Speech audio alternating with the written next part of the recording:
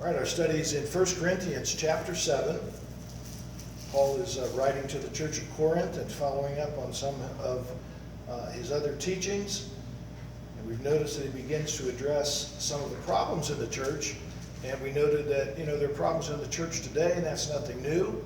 Here 2,000 years ago, we see that the various Pauline epistles, Paul was addressing things that would, for the next 2,000 years, become our standard of behavior. So let's go right to chapter 7, where it begins to deal with the principles of marriage. And let me just read the first 6 verses.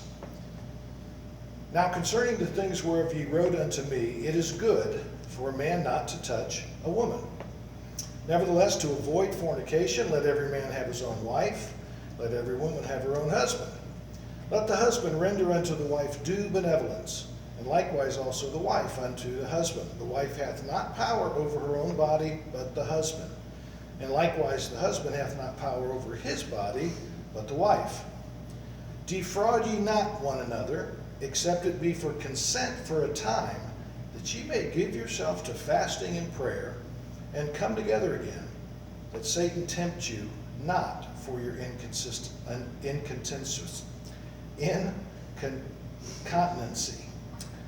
But I speak this by permission and not of commandment. Let's examine that for a minute. This is one of the longer chapters of the Pauline epistles. It has 40 verses in it. And some found it surprising that Paul would speak so plainly on a topic like this. Understand in verse 1 that the phrase, it's good for a man not to touch a woman, means to live in marriage with. No, Paul's not against marriage, but he's simply saying specific questions asked him by letter. See, the Corinthians ask him questions now. They're beginning to ask and be able to write back to him. So this is a very intimate, the word there in the first verse, is a very intimate relationship, probably made by the Corinthian Christians to him, and they ask Paul to agree with, which he does, but then he adds that one word in verse 2, nevertheless, that he seems to have a good grasp. And again, we believe the Bible to be inspired, and its writings inspired by the Spirit of God through Paul and through the other writers. So he seems to know that to make a statement like that, to be celibate, is what verse 1 is saying. It's good if you're celibate. But then he says nevertheless, which kind of means the same thing as however. But to avoid fornication, let everyone have their own wife and their own husband. The Corinthians were probably figuring that if sexual immorality was a danger, one could become more holy and more pure by abstaining altogether, even in marriage. So that's why Paul's addressing this question. They were a little confused. They didn't know. They were saying, what do you mean, even if we're married, to be celibate is better? So he's correcting that. He's not commanding them to get married. He does deal with that later in the chapter. But this is a command to live as a married person, especially in the physical sense. He means that husbands and wives should continue in their intimate relationships. But he's not saying that that's the only reason for marriage. He's saying sexual immorality is going to be a temptation, and marriage is a good solution for that. It's not the only reason to get married, certainly, but he is simply answering specific questions about marriage. He's not giving a complete theological study on marriage. If you want to read Ephesians 5 and Colossians 3, that goes into more detail about the theology of marriage, which I think we're familiar with. So the principles of the mutual intimate responsibility in marriage we find in verse 3 through 6. Instead of a man not touch a woman within marriage, Paul says, render unto your wife due affection, and also vice versa. Again, it's unusual that Paul delves this deeply in such a sensitive topic, but it must be important because he's saying it's wrong for husbands and wives to withhold their affection for one another in the marriage union. And not just the physical part, but every wife is due affection because she's the wife of a Christian man. And every Christian man is due the affection. So it's a two-way street.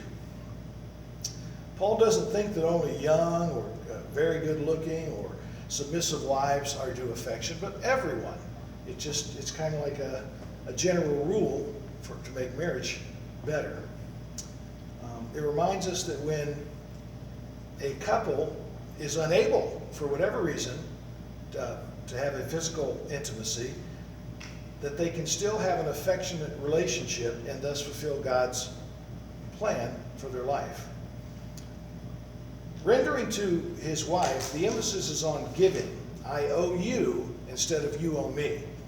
That's the principle. In God's heart, it has a much higher level than merely the husband's privilege or the wife's duty.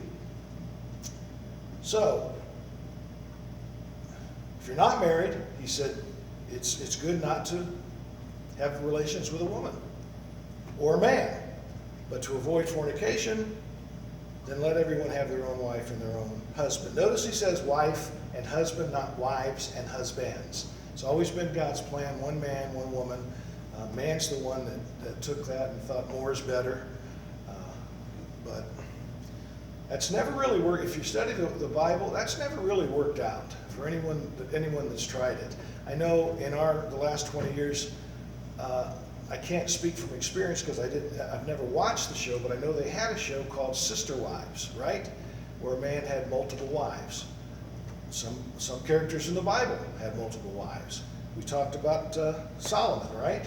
He's kind of the king of multiple wives, huh? 700? Whew. But it didn't work out for Solomon.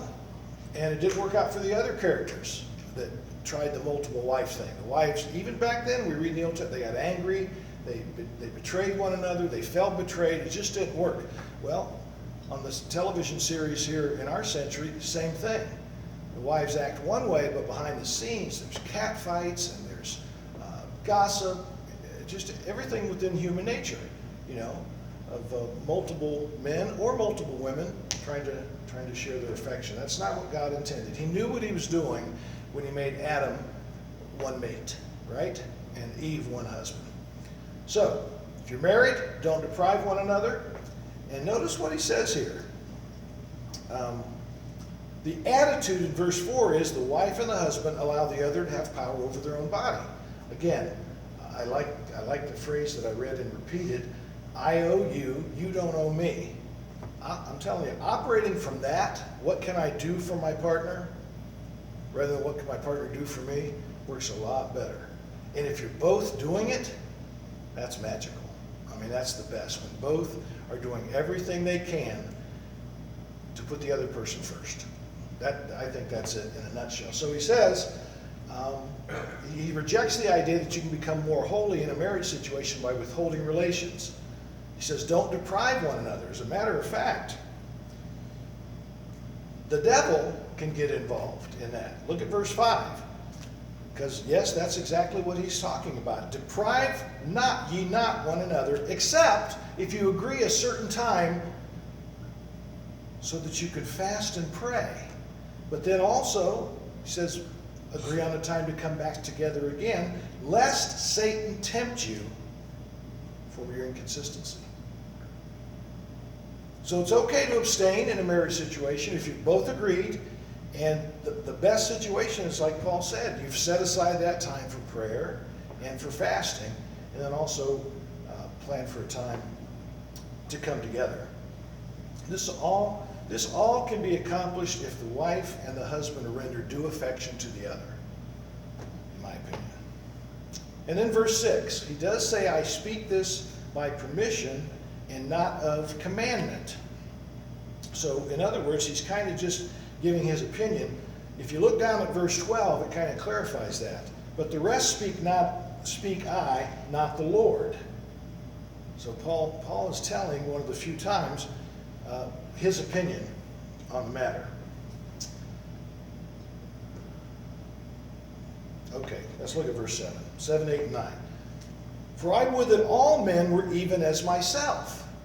But every man has his proper gift of God, one after this manner and one after that.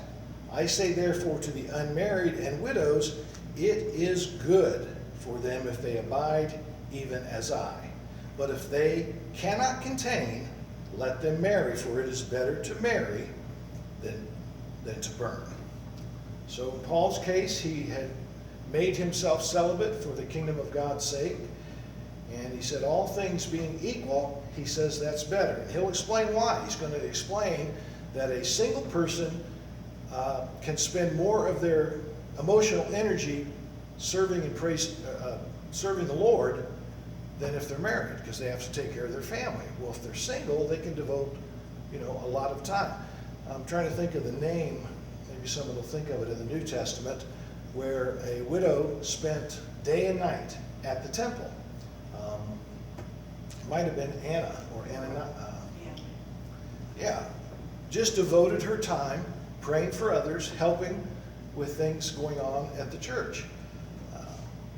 And remember, Paul was someone who spoke against the early Christians and their practices. He was a member of the Sanhedrin.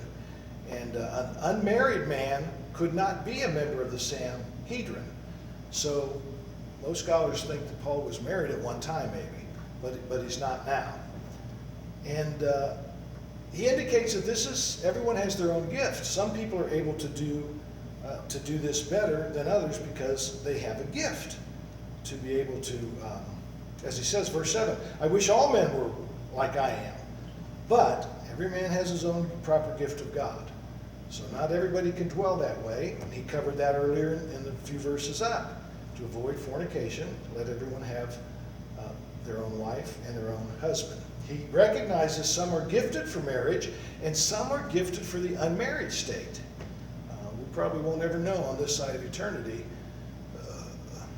who was really meant for that and who wasn't. But we do know the married must live faithfully to their spouse, and the unmarried must live celibate. So he makes that clear. That if they're unable to live that celibate lifestyle, verse 9 he says, then marry. For just as an unmarried person can spend their time more working for the Lord because they're more single-minded, sometimes though, if you don't have that gift to be able to do that, you're going to be focusing on your physical needs, and that will get in the way. So if that's what I read this as Paul is saying, if that's how you're wired, it is better to get married than to try to think, well, I'll live a much more holy life if I just be celibate and cut myself off from, a man or a woman. Now, think of this. I just thought of this. If that's not a better way. Single is not a better way in general. Why do I say that? Because God looked at Adam in Genesis and said it's not good.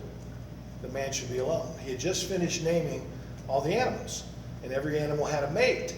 And then he came to Adam and said it's not good for man to live alone. Without that, there would be no human race.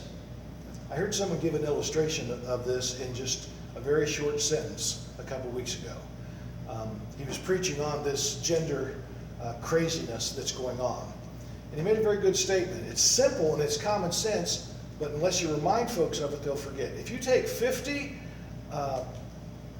single men and 50 single women, and they were to live on an island, just put them there by themselves, and then come back in 20 years, you would have a thriving community of children.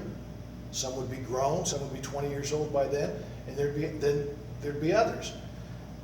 With this gender craziness, if you took the same 50 of either gender, what would you have in 50 years?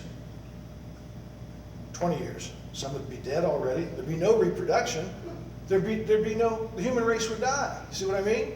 So in God's general plan to propagate the race is be fruitful and multiply. What Paul's saying is there's exceptions to that. There are some people who can serve the Lord better single. I believe that. I've seen that over the years. Both are within God's plan. So he's just trying to instruct the Corinthians who were a little confused about it on what to do.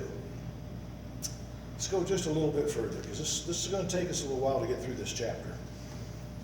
Verse 10. And unto the married I command, yet not I, but the Lord. In other words, the rest of the Word of God has already told the married folks how to live. But to reiterate, he says, let not the wife depart from her husband. And if she depart, let her remain unmarried or be reconciled to her husband.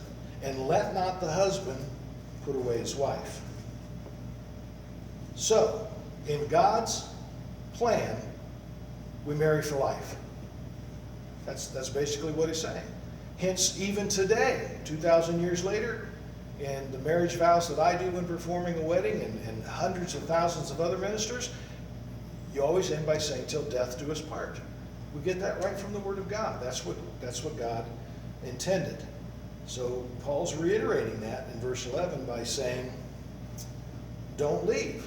Work it out. I mean, there's books and counselors and all kinds of specials to look into now to help a couple stay together. Brother Phil taught a class a few years back, I think 5 or 6 years. Men are like waffles and women are like spaghetti. And it was a great illustration.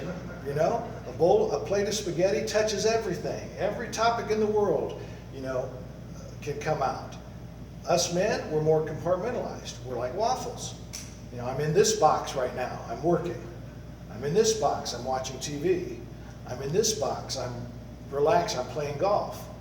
They don't touch each other. They don't. But spaghetti, that's like every topic touches every other topic. And they're different. We're built differently. We're made differently. We're wired differently. Now, that's not what the world's saying today. I mean, they are absolutely confused with this gender nonsense that's been going on and continues to grow worse. So we need reminded of what does God say on the subject? What has he said from Genesis to Malachi? What does he continue to say from Matthew to Revelation? Paul knows the Old Testament, remember. He's a writer of New Testament scriptures, but he is well studied and well versed in Old Testament. So he knows what God's plan has been, is, and will continue to be. So, it's good if you're married, be faithful to one another, love one another, and it's for life. If you're not married, that's good too. He says, even as I am. He himself made himself celibate so he could spend all of his time thinking, praying, concentrating, and serving what the Lord wanted him to do. He goes into a little detail in verse 5 where he talks about the marriage relationship, and then in verses 10, 11, and 12, or 10 and 11, he talks about not splitting up, but if they split up, to remain single instead of remarrying someone else. One more verse, verse 12. But to the rest speak I, not the Lord. If any brother hath a wife that believeth not, and she is pleased to dwell with him, let him not put her away. Now I got to finish the thought. All right, we'll go into that and then we'll stop. And the woman which hath a husband that believeth not, if he be pleased to dwell with her, let her not leave him. For the unbelieving husband is sanctified by the wife, and the unbelieving wife is sanctified by the husband. Else were your children unclean, but now they are holy. All right, what's that all about? There are situations, entire 50 or 48 years I've been a Christian, I've come across situations where a husband and wife who are married, one's saved and the other's not. So some took the idea, well, I can divorce him. He's not a Christian. He won't go to church with me. I can't share anything with him. We don't have anything in common. I can divorce him. Or the other way. The husband says that about the wife. Paul says, no, this is a whole different thought. Don't leave. Abide with them, because your presence in that marriage situation sets the wife apart or sets the husband apart and has an influence on your children. So in other words, stay together. You got married for life, stay together and work it out. And the unbelieving wife can be ministered by the actions of a believing husband that continues to love her, care for her, and vice versa. The husband and the wife can both be edified with one another. Okay, we'll stop there. This is a pretty long chapter, and this is enough. Let's talk about it. Any comments you might have, or questions, or additions?